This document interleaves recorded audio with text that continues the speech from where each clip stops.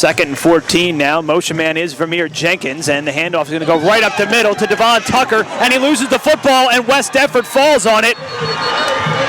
And that's going to be the first turnover of the game, and a very costly position. Devon Tucker, as he looked like he had daylight, took a pop, and the ball just came right out. Yeah, that's just, you talk about a team that's fundamentally sound.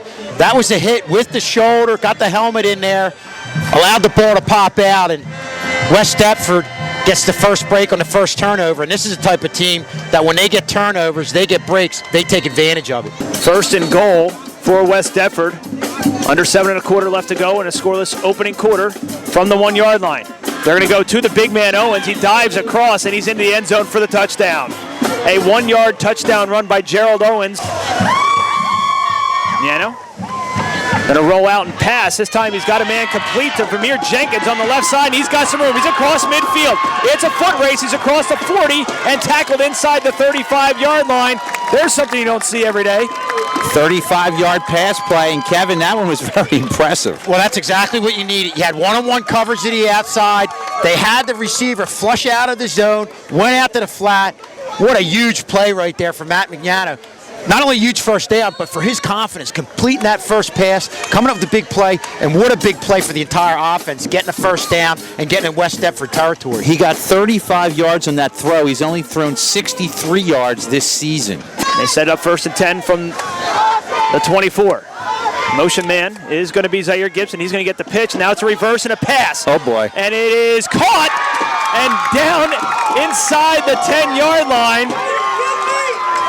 Are they calling? Nah, they're going to say it hit the ground. I'll tell you what. Wow. From here, it looked like a catch, but they had officials right there, right on the play. So, obviously, we're not at the liberty right now to look at a replay on our end here doing the radio. But Coach Riley, you knew in talking to him, he's going to come out with some gadgets play. He's going to let it fly. And we've seen him have the halfback pass and do some things that are a little bit thinking outside the box, but hey, in this situation, as we said, coming in as the underdog, that's what you're going to have to do, and that's what they did right there, only came up a little bit short. Vermeer Jenkins on the pass. And either way, 2nd down and 10 after the incompletion. Handoff now going to go right up the middle. Zaire Gibson, he's got some room. He's across the 20. He's across the 10. He's almost into the end zone, and he's tackled inside the 5, about a yard short, but a 22-yard run by Zaire Gibson. And Sterling's that close to tying this game up. And right now, guys, you're seeing a couple things happen. You're seeing Sterling move the ball on the ground. You're seeing them start to get a passing game going. And I think more importantly, they run. You've got Gerald Owens in there at the nose guard position. Kind of fits into their game plan. Keep him out there, wear him down. It's going to affect how he plays offensively at the fullback position when they get the ball back. 23-yard run by Zaire Gibson. It's 1st and goal from the 1. 2:10 left to go in a 7-0 game favoring West Deptford. Mignano under center. Zaire Gibson is in motion and into the end zone. No, and he is. A 1-yard touchdown run by Zaire Gibson on a late call. Either way, Sterling ties the game on a 1-yard touchdown run. It's 7-6 West Deptford. Well, that's what you call a statement drive right there. You did a lot of things that you felt like coming into this game you needed to do. You threw the ball. You ran the ball. You had a couple different weapons. And more importantly, after the first score right there, you came back and really took it to West Deptford. 1st and 10 for Sterling from the 38. Mignano again under center. Handed off right up the middle to Devon Tucker. And he gets across midfield. Nice run by Devon Tucker. That strength of Devon Tucker. 5'11", 190 pounds, moving the pile forward for a first down. Well, that's where you see Devon Tucker. Not only is he a kid with a lot of speed, he's a good, solid football player. Went to the left side, lowered his shoulder into somebody, bounced back to the right side. Great instincts right there with Devon Tucker getting that first down. In this game, 30 carries for 457 yards. 2nd and 4. Here's Owens up the middle. He will get the first down and more. Across the 30, across the 40. Tackled at the 43-yard line after a gain of about 16. Magnus Connor in there on the tackle. Well, we said you can't hit Owens high or he's going to run you over. You can't go shoulder to shoulder with him. You have to hit him low, but they went a little too low. You had a few arm tackles there, and he's just going to go right through that. A kid who stays on his feet and, not only can he run through people, but this is a kid who's also a breakaway threat with 4.6 40 speed. Play. It is 4th and goal from the half-yard line. This is Owens up the middle. He pushes ahead and he's in. Owens does make it in. The official on the home side says he is in. Coach Wiley in front of us does not like it, but they're going to give West Deptford the touchdown.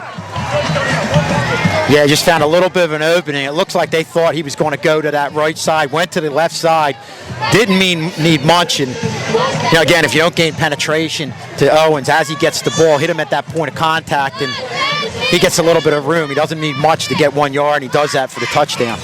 No big surprise there, guys. You give it to the guy that's been carrying you for the last 2 or 3 years. Tough guy to stop. 13-7, 2:21 remaining as we line it up for the extra point. It's 2nd down and 7. Ball at the 40-yard line for West Deptford. Back to pass, far side of the field, gets by one man across midfield. Across the 40, pushed out of bounds. We'll see where they mark it, just across midfield at Sterling's 47-yard line, a gain of 13. But we saw that at the end of the first half. They want to get Shy Mumford more involved in this offense. And, the 2 completions to him were quick passes out to the outside, but probably more impressive is his ability to turn around and get upfield. Kid's got a lot of acceleration. 10:45 and counting to play third quarter. West Deptford with a 2nd down and 6. Ball to Sterling, 44. West Deptford leading at 14-7. Sterling gets pursuit in the backfield, not able to get the man down, and going with it here's Marquise Owens. Owens down the sidelines, pushed out of bounds at the 10-yard line. He came across the right. Is there a flag down on the 30-yard line? That's where he broke free. This may be a big break for Sterling. Our referee is in, and here comes the call. Most likely, guys, this has to come back. Yeah, that's a big break for Sterling, but I'll tell you what, we heard a lot about Owens, a younger kid. It's a block in the back, Kevin. It is coming back. That's just a huge break right there. Sterling, on their end, had the play stopped, had containment on the left side. You had Sammy Messina with containment, forced them to go the other way. They just didn't get the backside help, and you see why Owens is a kid who's very explosive, younger Owens there. 3rd down and 9 for West Deptford, probably in 2-down territory. Wide out to the near side is Marquise Owens. He has man-for-man coverage. Send a man in motion. Misdirection play, left side. I believe this is Bates. Gets around the corner. Down the sidelines goes Bates and into the end zone for West Deptford as Bates goes in from 29 yards out. Well, with the 8 men in the box, you're susceptible to that slant. You're also susceptible when you get a kid like Bates who gets to that second level. You don't have a lot out there, and with that acceleration upfield, he's able to go in for 6. Yeah, as soon as he turned that corner, it's like he put it into another gear, and he had nothing but daylight in front of him. Good run there by Bates. Nearly a 30-yard run as West Deptford is in for the extra point. 3rd down and 8. Some confusion in the backfield. Carter moves. Now trying to line that up is Jenkins. Now they are ready. 3rd down and 8. Back to pass, Mignano. Pressure on. Has a man here. That's pass interference, yep. And there it is. Good call. As the man coming from behind was Joe Diaco as they tried to get the ball across the middle. Clearly pass interference and a 1st down for Sterling. Yeah, Matchett had 3 West Deptford defenders all over him, so easy call there by the officials, and that's going to give Sterling a 1st down on what was a 3rd and long. And I like the call right there. You're getting penetration from the West Deptford defense. Any type of rollout they're getting for the outside. Nice little semi-subtle bootleg right there that froze the defense, gave Mignano just enough time to set his feet, make the throw, and to get the 1st down. And credit to Mignano as well. He was being pressured, and he got rid of it like he's been passing all year long. Ball at the 43 of West Deptford, 1st and 10. Blitz on, they pitch it outside. They're going to throw. Option pass has a man there, Blackshear, and it's knocked down. A beautiful defensive play as they tried to get it to Blackshear. Was knocked down by Mike Dawes. I tell you what, West Deptford changed their coverage at the last second on Julian Blackshear, and there wasn't anybody within 10 yards of him. Credit to the West Deptford defensive backs to kind of go back and adjust, but we've seen that play in 3 successive weeks, guys, that halfback option pass. Well, that's that play that obviously West Deptford knows is in Sterling's repertoire, and you're running against some of the other teams that Sterling's faced. You've got a little more time to set up, and that biggest play of the game right here. Blackshear lines up as a receiver on the near side. Mignano pitching it now over to Zaire Gibson, who's going to pass it, and slipping on the play is Julian Blackshear, incomplete. Blackshear slipped as the pass was underthrown, and it's going to be a turnover on downs. West Deptford takes over. Kevin, that was a great play call. That was there for a touchdown. I think what he did in the last game we had, he overthrew the ball by 10 or 15 yards.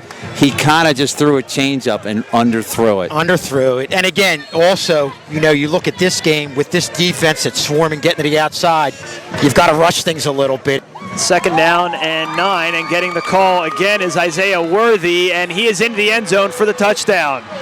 A 9-yard touchdown run off the right side gives West Deptford a 3-score lead with 6:55 left to go in the 4th. And that pretty much seals it. I mean, Tad, you nailed it when you said after that missed halfback pass, option pass, which would have been a huge conversion on 4th down. It definitely took the wind out of their sails. And whenever something happens like that, West Deptford's the type of team that's going to take advantage of it, and they've done it right here with this touchdown and the drive. 2nd down and 10, 6:11 left to go in the 4th. Mignano going to back pass again, looking right, and looking the other side for Marvin Jones, and he makes the catch.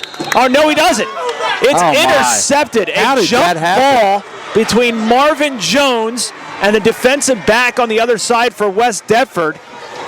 And obviously, guys, we don't have the luxury of the replay, but what it looked like to me was Marvin Jones went up, caught the ball, and the defender, and this just talks about how opportunistic West Deptford is, stole the ball away from Marvin Jones, who is a kid with great athletic ability, but hey, this is his first year of football, and you're probably going against a kid who's been playing football since he's been 5 years old to come up with that play. I love the call. They just put it up for Marvin. Go get it. Now, unfortunately, Marvin had it. I saw it the same way you do. He had it. He's coming down. It was just taken away. He's got to learn to tuck that thing away, but I like the call. But, Tad, if you're going to pull, like you said, you're going to pull a positive out of that, that's the play they've been trying to get all year in this game. I mean, you obviously have to respect what he's done, but I like their explosiveness to go with their execution. Worthy off the right side, and he's going to look for the end zone, and he dives for it, and he is pushed out of bounds just shy of the goal line. A 32-yard run off the right side for Isaiah Worthy, and Sterling